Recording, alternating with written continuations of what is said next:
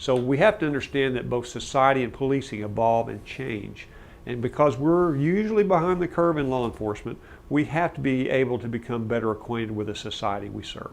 How do we understand what the demographics are, what the population is about, recognize and accept the changes within our own profession, that we've had some shortcomings, that we've had some problems, and we need to address those. And then we have to accept our role as leader in the community, because ladies and gentlemen, that's what you are. You are a leader in this community. As a law enforcement officer, as an emergency responder, a firefighter, a medic, you are a leader. If you don't believe me, go to Walmart, walk around, and as soon as people recognize, hey, aren't you a police officer, they're going to ask you a question. They ask you at church, they ask you at your child's school.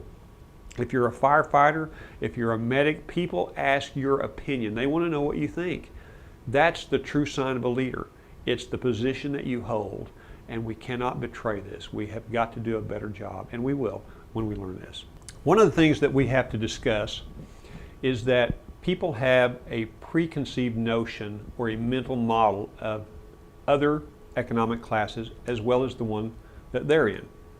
So asking law enforcement this question, what percentage of the calls you respond to pertain to those who live in poverty?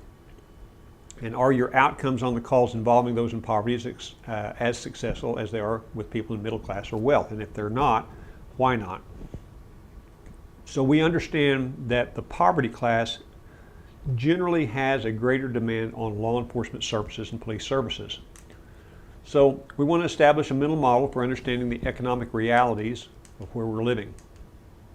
This workshop focuses on economic diversity, not racial or cultural diversity. We're not talking about diversity training here. This is not hug a thug.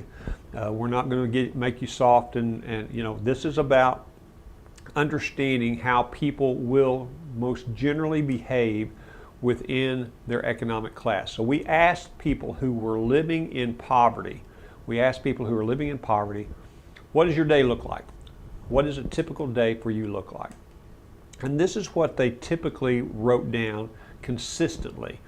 Their day consists of child care, family, the criminal justice system. They're worried about health, or that's something that will typically be something that they're looking at as an issue for them. Sleep. So let's talk about some of these before we go any further.